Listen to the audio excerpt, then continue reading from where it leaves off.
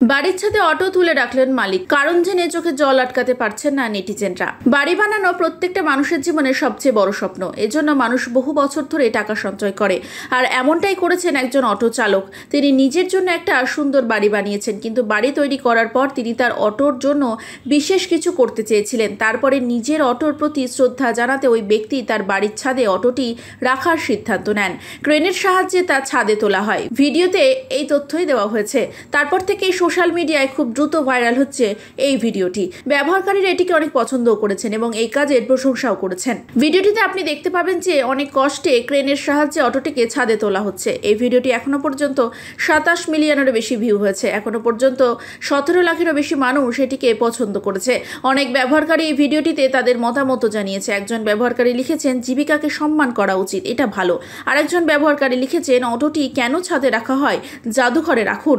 তৃতীয় একজন ব্যবহারকারী লিখেছেন, ওই ব্যক্তি সারা জীবন এই গাড়িটিকে নিজের ওপরেই রেখেছেন।